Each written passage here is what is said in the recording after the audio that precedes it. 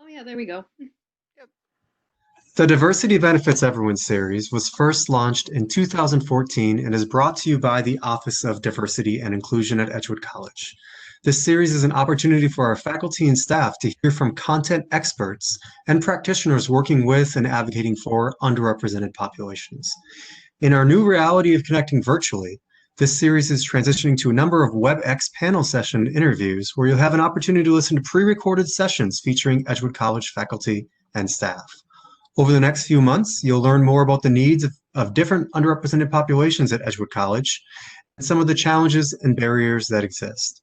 I'm Tony Garcia, Executive Director of Diversity and Inclusion at Edgewood College, and today we have the great opportunity to listen in on a panel session featuring the co-directors of the Women and Gender Studies Department at Edgewood College who are committed to supporting our LGBTQ students.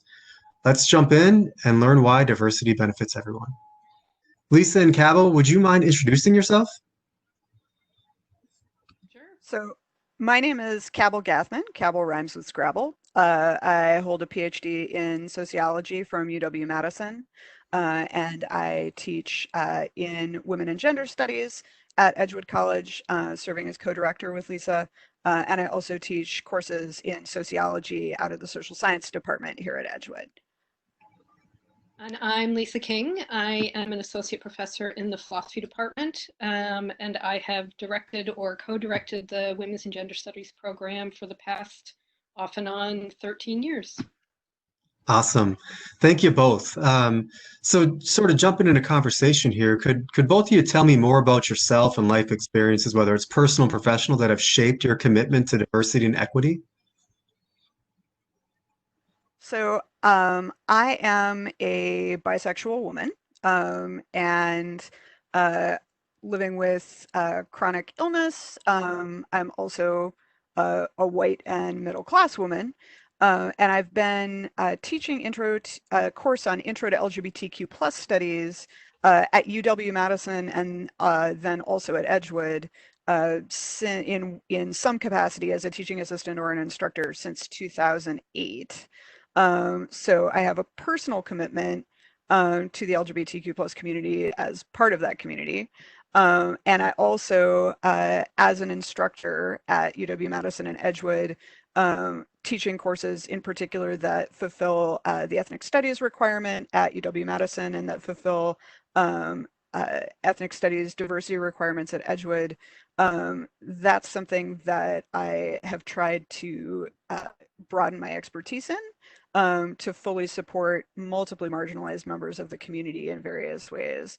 And so just working with students over the past 12, 13 years and hearing from them about their experiences and their needs has really driven home to me the importance of understanding LGBTQ plus identity as intersecting with other aspects of identity and making sure that we are paying attention to those intersections and in particular addressing the experiences and needs of multiply marginalized folks. And it's a constant process, right? And it's a constant learning process to better support students who share some parts of my identity and who have other aspects of identity that I don't share. Yeah, awesome. My own commitment to these issues arises both out of my upbringing in the social justice tradition of Catholicism. You're supposed to speak for the least among us, and out of my intellectual commitments to feminism, feminist theory, queer theory, trans theory, etc. And as Cabell was describing, the growing, to me, growing understanding of intersectionality as key to understanding the ways in which oppression actually operates in the culture and the ways in which we might intervene into it. My own teaching and research, I hope, over the past 10 years or so has expanded to include issues of race as well as indigeneity, which I think has really improved, as well as my own thinking about these issues. And then, profound and deep commitment to justice is really what drives me. Thank you both. And thinking about specifically the LGBTQ student population at Edgewood, what sort of drives your passion in daily practice to support, to be there for, and to advocate for this population as well? So thinking about commitment to diversity, which both of you outlined, and now specifically about the population. I think Edgewood is a really interesting place as a Catholic school. I think there are real tensions between our commitment to diversity and inclusion and the church's stance on issues of gender, sexuality, and gender identity, which are, to my mind, at odds with a genuine commitment to diversity and inclusion. And I think without a clear voice from faculty and staff and administrators that we actually support these students whom the church would, well, the best attitude I can see coming out of the church is love the sinner, hate the sin, which is a really dismissive and horrible way of thinking about an entire subpopulation of the college. So that's part of what drives me. It's really important to have those voices articulating a commitment to questioning the standards of the church itself, that could easily be identified with the college as an institution. I think to build on what, yeah, and to build on what Lisa is saying there, um, one thing that LGBTQ plus students often lack in their communities or in their family of origin is having in many cases, having even acknowledgement and support of their identities, right? That it may not be safe in some cases for students to be out to family or to the local community where they grew up. Or even if they are, people in that community may not be supportive or may want to be supportive but don't know very much about LGBTQ plus people, you know. And for a lot of them as well, there's this lack of role models, of having people in their community who they can look to as also being part of the LGBTQ plus community, right? So there can, for a lot of students, I think there's this separation of LGBTQ plus community and other communities that they've grown up in that they have an established history with. And so it is really important on campus, I think, to provide a connection between those communities. And that is something that as faculty members specifically or as academic staff, I think it's really important for students to see LGBTQ plus people, that there are other community members there in those sort of there are positions of authority, right? Like that they have people in that they might share identities with or share some of those experiences with in our positions, and that's, I think, really important to be visible and available to students to provide that kind of role modeling, and also just like, you know, giving people some tools to understand the larger context of their experiences, right? As a sociologist, we really I focus on getting students to understand how personal troubles are also social issues, that the experiences, not just troubles, but experiences in general, like how do they fit into a larger social context? Hmm. So before we transition to thinking about the tools for our faculty and staff, we've heard a lot of terminology, LGBTQ plus already, that acronym. We've heard about intersectionality. Let's pause and just demystify some of the language around acronyms, pronouns, terminology, especially knowing that we're just a few minutes in, and as we delve further into conversation, there's going to be additional terminology that might be new to folks. Could we spend some time just discussing some of the terms that folks might hear or already have heard during this WebEx session? Yeah. Um, I always really emphasize with my students, because I think a lot of the students have heard the term intersectionality, like it's often familiar to them. Um, but they frequently are not familiar with the specific source. So intersectionality is a concept coined by Kimberly Crenshaw, who's a Black feminist legal scholar. And she specifically coined this term initially to describe the experiences of Black women specifically. And this is in the context of discrimination law in the United States, that there are protected categories under discrimination law, right? So, for instance, in employment discrimination, it is illegal to discriminate on the basis of gender. It is illegal to discriminate on the basis of race.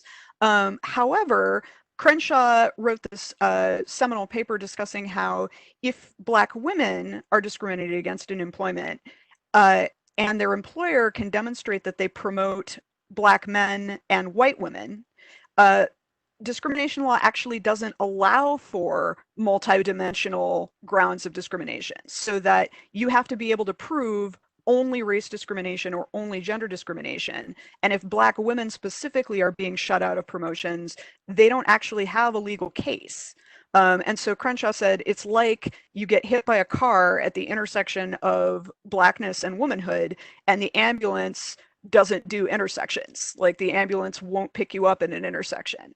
And that's where that metaphor actually comes from. And she has said that she supports the use of intersectionality more broadly to kind of describe other identities and other intersections. But it is really important to recognize that this concept is originally based in, it's to explain the experiences of Black women specifically. And it also has a deeper history, going back to other feminists of color from the 70s and 80s who didn't use that term, but who wanted to draw attention to the implicit racism within the women's movement that was not being acknowledged, largely because privileged white women were simply taking their own experience for granted as the norm for defining a feminist agenda without understanding that that's what they were doing.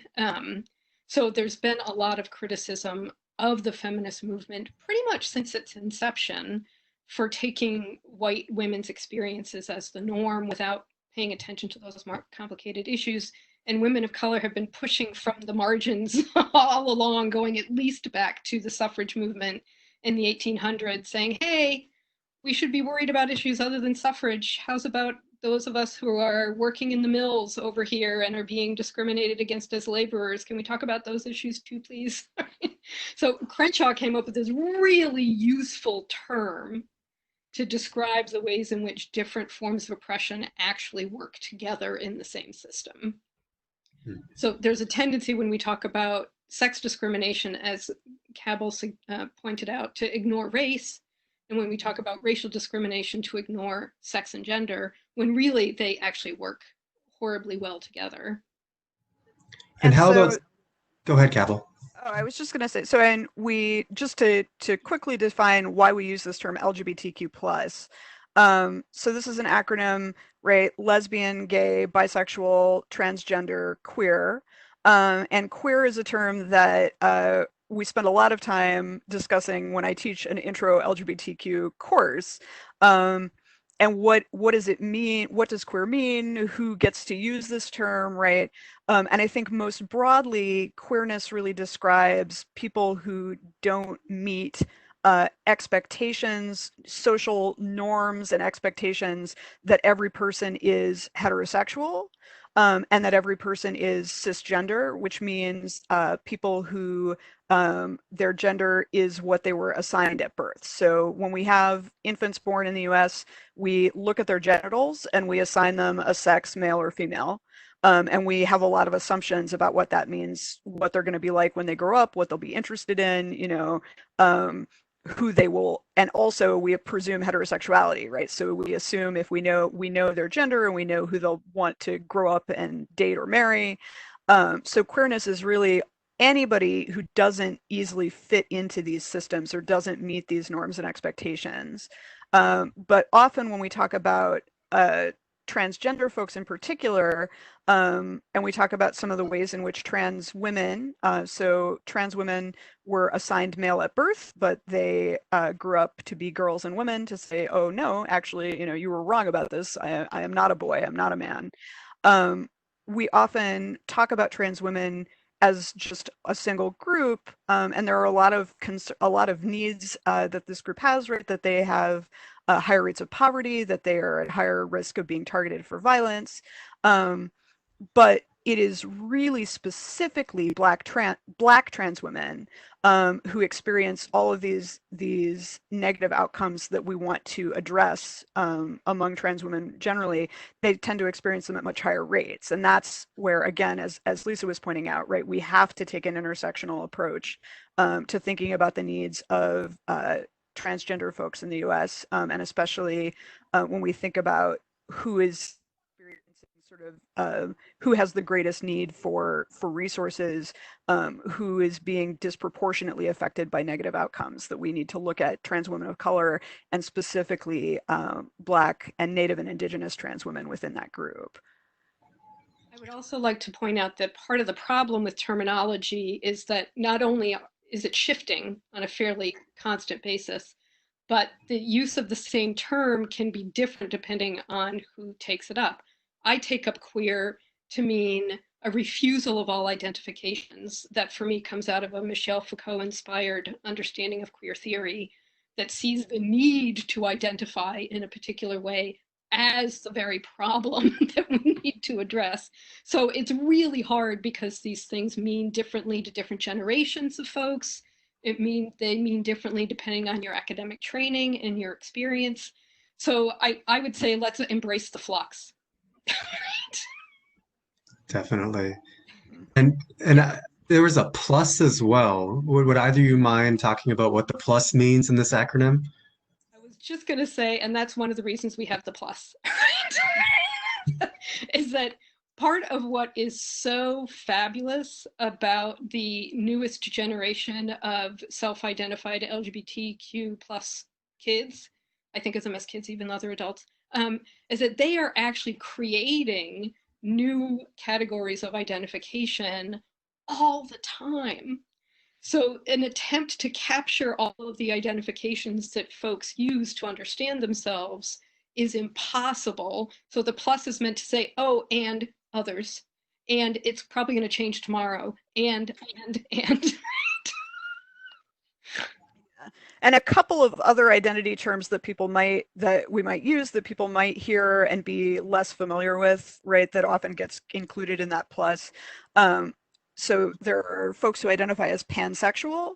And this is another one where there's a lot of generational difference in who uses the label bisexual and who uses the label pansexual. And people have different definitions for those terms as well.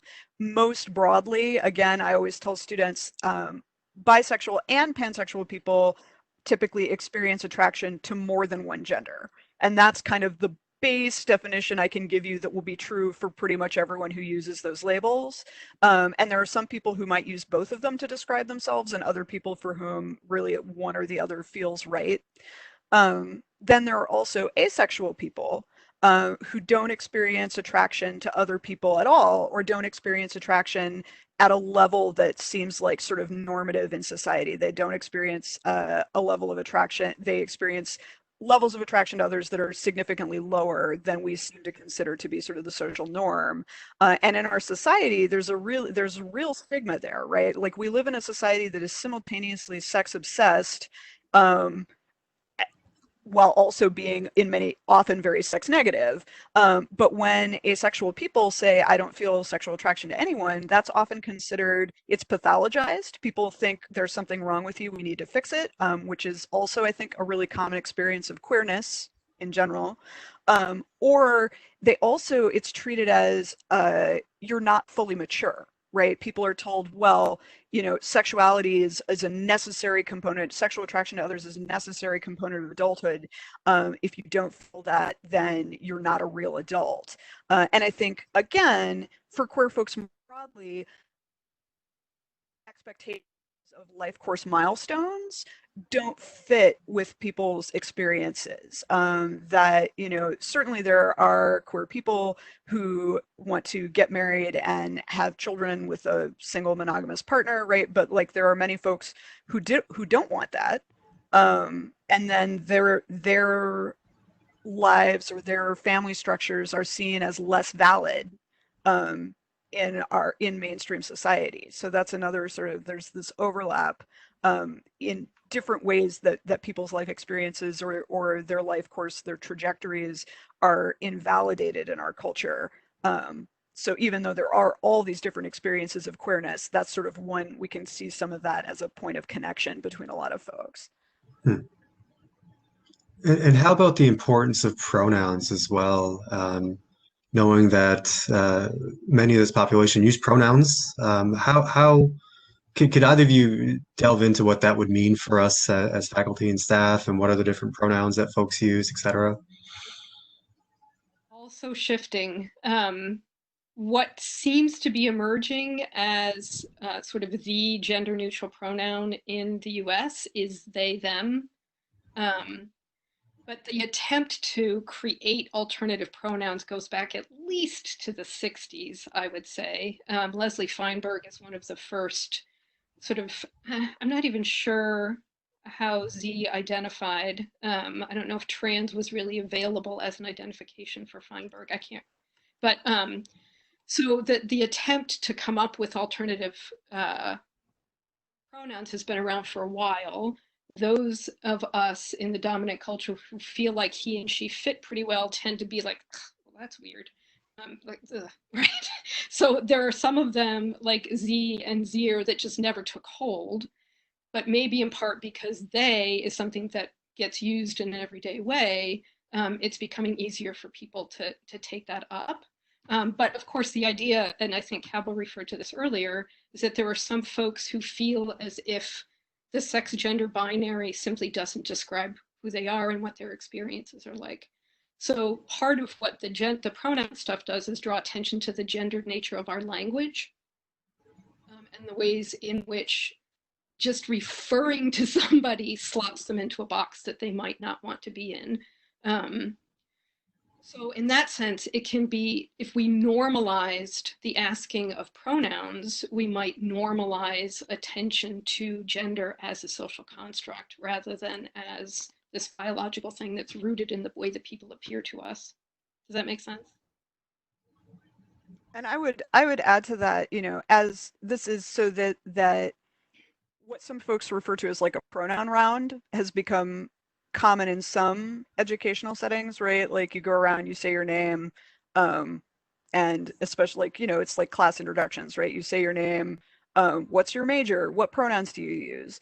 And I think that this, as Lisa is saying, to some folks, right, pronouns are a really important indicator of gender. That's not universally true. Some people like it's a much more important issue to some folks than to others.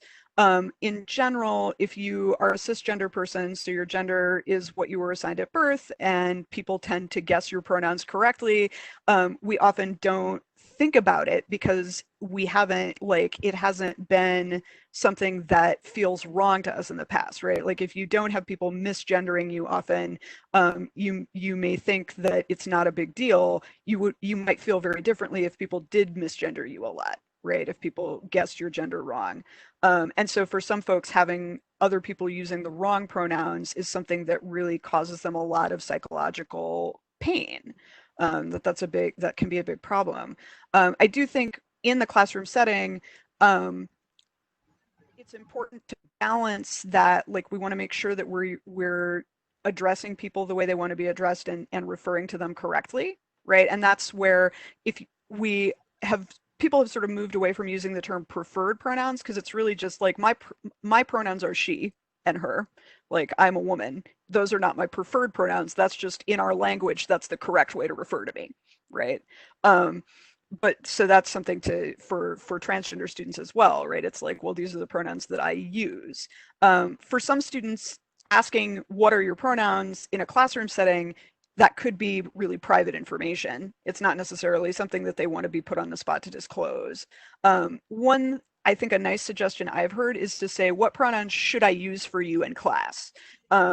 Which to a lot of people that doesn't seem different, and that's fine. But to folks who maybe don't want to commit, like to say like, okay, these are my pronouns, but you can just say, what should I use in class?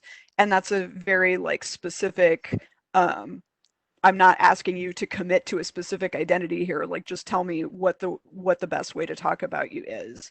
And I also find that just volunteering pronouns in general settings is a nice way also to make space for people so that if they want to share pronouns, they can do that, but you're not putting them on the spot either. I have, in many of my classes, proposed that we just use they for everyone. A lot of trans women really don't like that, though. Like a lot Unless of, somebody objects. And I have to admit that if we agree to it as a class, my students are much better at following through than I am. Because it's so deeply ingrained for me, who has been studying this stuff for decades, to think in binary gender terms. So I am myself working on trying to get my head out of that way of thinking, and it's hard. Hmm. again, like I said, I mean, I think that it's important to recognize that for a lot of students, gender is really, and for a lot of people, right, gender is important. So it is socially constructed, but it's also something that people feel internally. And of course, I'm a sociologist, so yeah, it's socially constructed. It's still real, right? Of course. Um, Oh, of course. yeah, I think, and that's something, and sometimes I think folks here, we talk about gender as a social construction and they think we're saying, well, now we want to get rid of it. And I think it's important. Some people do. I don't. And a lot of our trans students really don't, right? Like a lot of our trans students feel like when people say, let's move forward and get rid of this, that also invalidates their experience of having a very deeply felt personal gender, right? We could spend a whole hour on that one issue, right? So yeah.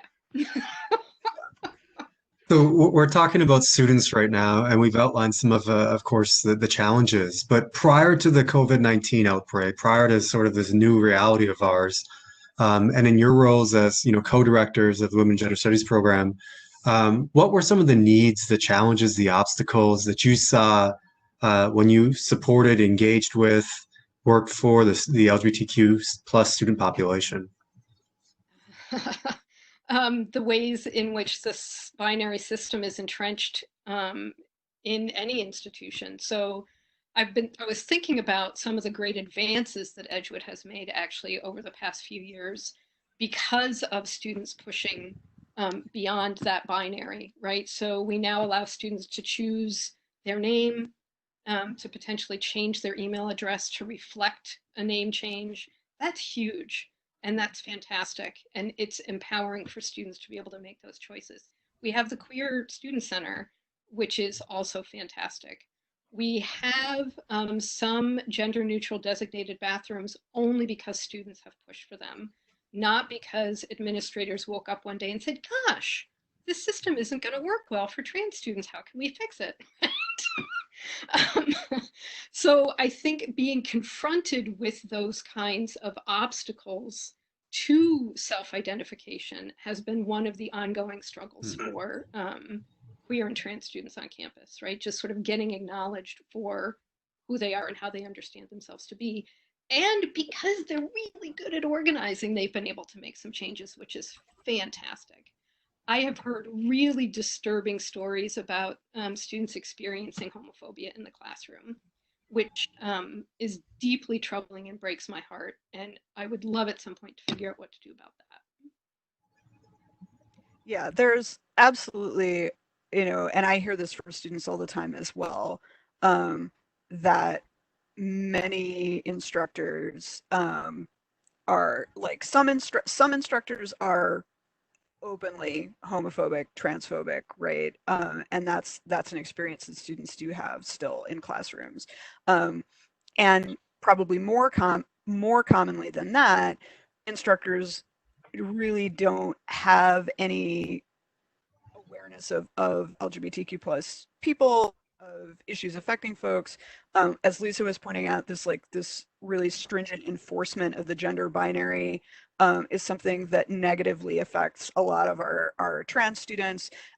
Assumptions that everyone is heterosexual by default, and just the way that instructors talk about the world, right, in class.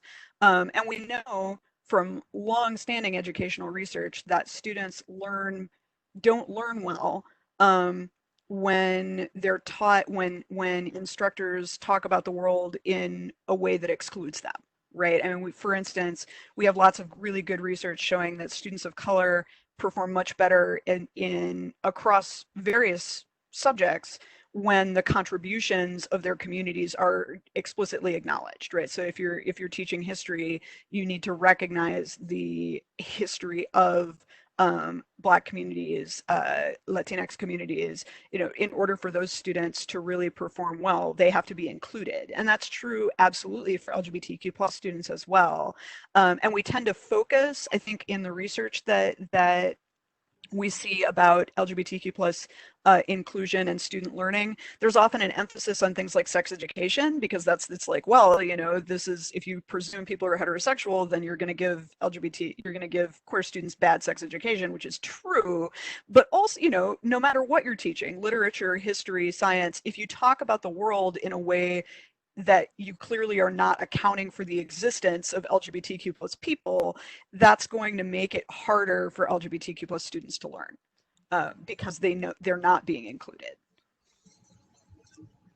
And so in our current reality of supporting students and engaging with students at a distance, how can we continue to accomplish to support the student population? What should faculty staff be aware of sort of when engaging with students in the online world? It occurred to me that one of the potential struggles for LGBTQ students is in going home, they have to go back in the closet. Mm-hmm. So there are going to be what everybody else is experiencing, LGBTQ students are experiencing as well. We're in a pandemic. I'm living with my parents and I don't know if I can get access to the internet. But they also might be experiencing the need to erase themselves within that context, which is an added layer of stress and potentially depression and anxiety that is going to affect their ability to perform, as you were just suggesting, Cabell. I think that's a huge factor that we need to keep in mind. Yeah, absolutely. Um, and and just that's something that, again, if we're thinking about how to serve all students, and how this does connect right to the experiences of students who are not necessarily LGBTQ plus, um, but there are other students who are unsafe at home for various reasons, right? And so, as Lisa says, in some cases what we're looking at is people having to erase parts of themselves, that is in itself damaging. That may also be connected to real safety concerns, if they don't erase themselves. And we have other students who also have safety concerns at home. So that some of our students are really in a tough, like, they're in a tough situation when they can't leave the home. I do think that the decision to give students the option of a pass-fail grade at the end of the semester after the grades are in is one way to at least acknowledge the difficulty that many students are facing right now in such a bizarre set of circumstances. It doesn't help them negotiate violence in the home, um, Hmm. but it acknowledges that that might be a factor in how well they're going to perform for the rest of the semester. So that's a little something that I think we have done And properly. resources in general, because of course the flip side is that LGBTQ plus students are more likely to lack parental support at all, right? Right. So in some cases, these are students who are more likely to maybe be estranged from family and then not have resources to fall back on. So that they may be, and again, we have other students who also need to be self-supporting for various reasons.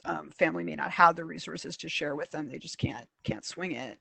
But that's another thing, that not everyone has internet at home. That, and as Lisa said, the pass-fail grade is trying to address, trying to mitigate those disparities that students might be experiencing in their living situations. It's hard because a lot of Question, the because we're talking about organizations that would resources. otherwise, Yeah, exactly. Lisa, you're going yep. exactly where I'm heading to. What are some of the local community-based organizations that can assist? Oh, there are a whole bunch. I have broken down. Hang on. Outreach is one of the most obvious ones. They have a number of groups for various folks in the community. The Gender and Sexuality Campus Center at UW, GSAFE. Those support groups themselves have now gone online because of the pandemic. And if you don't have access to the internet, then you're going to lose those systems of support as well. So it's a really, really difficult, strange moment that we're living in. I have to say, the LGBTQ community has done an amazing job at creating connections across geographical distances through the internet.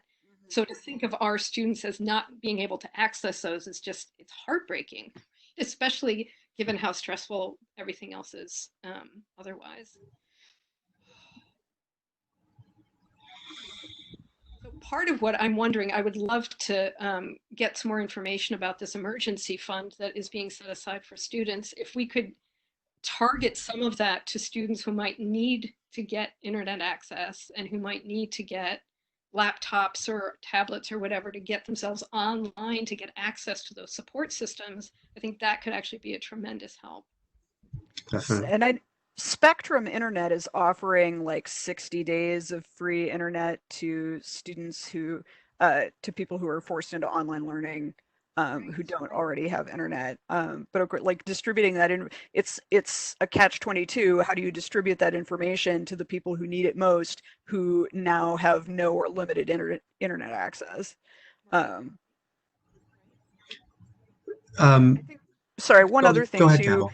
just recognizing that some students may really have to do stuff on a smartphone is an important thing to just to consider in how you're structuring the online course, recognizing that students who are strapped for resources are more likely to need to do stuff on a smartphone and not have a laptop or a tablet. So how do you optimize what you're doing, or at least make it accessible on a smartphone is important. I was also going to that. What? I might be asking you how to do that. And there's a lot. Oh, another thing that I've been doing, and this is, I think this has broader application than just our LGBTQ plus students, but particularly because these are students who may feel isolated, right? Be isolated. General best practices for online courses, typically you don't have anything synchronous, like you're not usually doing like online meeting, and a lot of us, and you don't want to require anything synchronous because student schedules have been completely upended, right? But what I have been doing with my courses is making I'm trying to offer as much as I can, sort of live streaming and having live discussions with an option to complete asynchronous work if you can't participate in the synchronous session. So having the scheduled times when students could participate in sort of a group or community setting for a lot of students, I think is really valuable. And especially since I teach a course on gender and health. So that's a course where students are particularly like maybe feel like they're seen, right? They get the recognition that might be lacking wherever they're having to shelter in place. But then you can also, so for students who can't do that, I think as an instructor, just sending a few emails, like trying to send a few emails every week, checking in on individual students, has been really well received.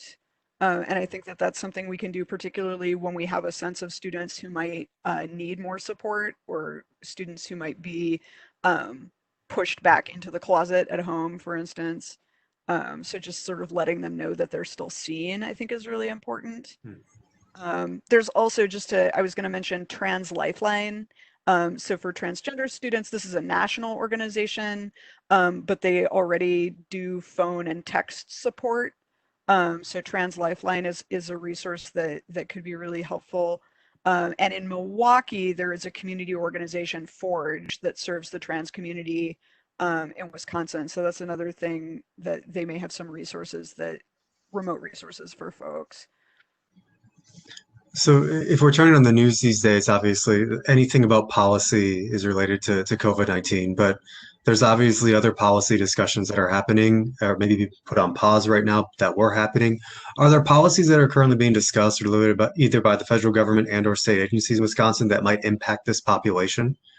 So people often don't realize that unplanned and unwanted pregnancies are actually higher among lesbian and bisexual women than they are among straight women. That's often surprising. And right now, there are a lot of states, including Wisconsin, that are pushing to basically close down clinics that provide a range of services. So the focus in the policy discussions is always on abortion. Most of these clinics that provide abortion services also provide contraceptive family planning services. And there are a lot of states pushing to close down these clinics as non-essential. And so that actually does disproportionately affect our LGBTQ plus students. Trans students also might need those clinics to access hormones. So if trans students are using hormone therapy, they're taking synthetic estrogen or testosterone, they are often accessing those hormones through these same clinics that legislatures are targeting to close down as non-essential. These services are essential, right? And they're time sensitive, that people need to have continuous access. So that's something that I think people don't always think about when they think of our LGBTQ plus students. Not in Wisconsin specifically, but in a number of states across the country, there have been a couple of interesting and troubling pushes in relation to LGBTQ issues. One is passing anti same sex marriage bills, hoping that they will make it to the Supreme Court and challenge the Obergefell decision, because the current configuration of the Supreme Court just might overturn such a thing. Right? Which would strip, of course, many, many gay couples of their legal marriages. There are also a number of states. I have friends who are in Idaho, and this just happened in Idaho, that have passed bills that make it illegal for people to change their name on the basis of gender identity. Um, and if those were to trickle up to the federal level, it would have horrible implications across the country and open floodgates to make the lives of trans folks much more difficult. Similarly, and also in Idaho, there was a bathroom bill was passed where you have to use the bathroom that matches your birth sex, which is again just devastating for trans folk. And this current administration that we're living in, I mean, not only are they clearly happy to let poor people and old people die of a virus, they would be perfectly happy to force trans people into dangerous situations, like using a bathroom that doesn't fit your self-preservation. So, I mean, there are all kinds of issues to be concerned about still. A large number of states this year have also been pushing legislation to criminalize providing gender affirming healthcare to trans youth. So Yes. there's been a big push, like bills that impose fines, loss of licensure, and jail time for healthcare providers who prescribe, for instance, puberty blockers, which are a totally reversible and very well documented course of treatment that some trans youth use to literally just kind of put a pause on puberty, to prevent physical changes that puberty causes that are actually irreversible, right? So things like the growth of breasts, right? Development of breast tissue, deepening of the voice for male assigned folks. Puberty blockers are, as I said, they're fully reversible, and allowing trans kids to stop that puberty process for a period of time and avoid those permanent changes has been shown to dramatically, uh, to basically dramatically increase mental health, like to improve mental health outcomes. And so now we have a number of states pushing to make this illegal, to cut off their access prior to the age of 18, and to also charge parents with child abuse or neglect for seeking gender affirming care for their children. And that in the long term, we should be thinking about how that might affect our incoming student populations, students who might have previously had earlier access to medical resources that they wanted might be now getting cut off from those resources. So as we begin to wrap up our discussion here today, let's hone back in on Edgewood College, and thinking about one or two either tangible support mechanisms and or strategies that we could emphasize to heighten the support for the student population. What should we consider and why? I, we've talked about this kind of thing for some years. I'm not sure if it ever became widespread, but something relatively small, like faculty, staff, and administrators having stickers on their office doors that say every gender is welcome here, is a really small step that could be taken that would visibly support a broad range of gender nonconforming folks on campus. Um, I think about the dorms, and I don't know exactly what's going on with dorm policy right now, but there was one trans student last year who did a study about how the dorms work out for trans folk. And one of his suggestions was to start rethinking the way we use gender as a mechanism for assigning people into particular rooms, right? Like, well, maybe we should consider like making that an irrelevant criterion. What possibilities would that open up for trans students in particular, but then potentially for all students, for ways of rethinking sexuality, gender identity, gender and sex relations themselves. I mean, I think there's a lot of potential there. Thanks, Lisa. Definitely. Cabell, what are your thoughts?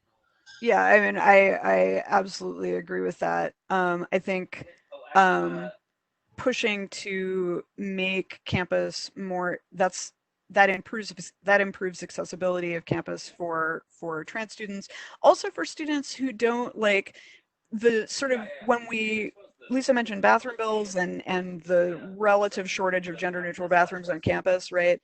When people are policing who's in a bathroom, there are lots of cisgender people who get caught up in that too, right? If somebody thinks you don't look like, or if somebody thinks that you don't look womanly enough to be in the women's restroom, what are they, that can catch up a lot of people who were assigned female at birth. So I think that's something that, as she mentioned, like gender nonconforming folks or folks who don't meet all these gender expectations benefit here too. Um, I also think, like I mentioned before, right now, reaching out to students individually to just kind of touch base to say, hey, I'm thinking about you. I wanted to check in and see if I can do anything to help you in class. I think that is really meaningful to students again, and help, and also instrumentally useful, right? Like maybe they will tell you something that you should change, or that something that is a problem that you didn't think about, so that you can get some good feedback on your course, but also make sure that students know that they're not alone. They haven't been cut off from networks of support that existed here on campus. And so going forward, making those networks more visible to incoming students in particular, I think is really important. Thinking about like when we do have new students on campus in the fall, hopefully, um, the campuses for students, there's relatively little institutional memory, because they're a population that's constantly turning over. And so it could take you a year or 2 years to actually figure out who on campus you could maybe go and talk to if there aren't some of those markers available. So I think that's the other thing is like it does seem very small. It communicates to students that there's space for them on campus, and it also really cuts down the time it takes students to maybe connect with those spaces. And that's where having the Core Student Center has also been really useful. There is a centrally located visible space for students to come to.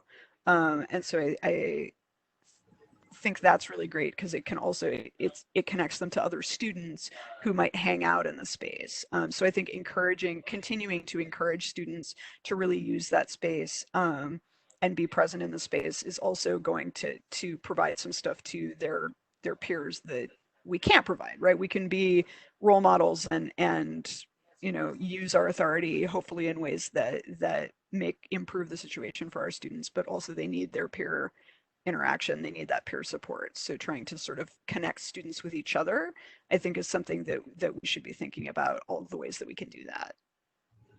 Definitely. So I want to thank both of you for your time, and knowing that as our faculty and staff over the next couple of weeks have a chance to listen to this WebEx session, if there's additional questions or follow-up, how can folks get in contact with either of you during this COVID-19 period of our lives? People can definitely email me, and I am doing regular WebEx office hours. And I'm happy to chat via WebEx with folks. And drop me an email and we can set something up. And then hopefully, as Lisa said, fingers crossed here, if students and we are back on campus in the fall, where can folks find you? So my office is in the Queer Student Center on the second floor of Predlin. So it's, you come in and straight through to the back. I actually have office space in there. I don't know what my schedule will be exactly next semester in the fall, but that's where I am when I'm on campus at Edgewood. That's usually where you can find me. I am on the third floor of Predlin in office 326, which is in the Philosophy Religious Studies pod of offices. Come on by anytime. Wonderful. Well, thank you both again. Remain healthy, and it's great seeing you both. Thanks for the discussion. You This too. is one of the Thanks weird things about the pandemic is just not seeing people. Yeah, and thank you so much for setting this up, Tony. This was Of great. course. Okay. Have a good one. You too. Enjoy the weekend. You Bye-bye. too.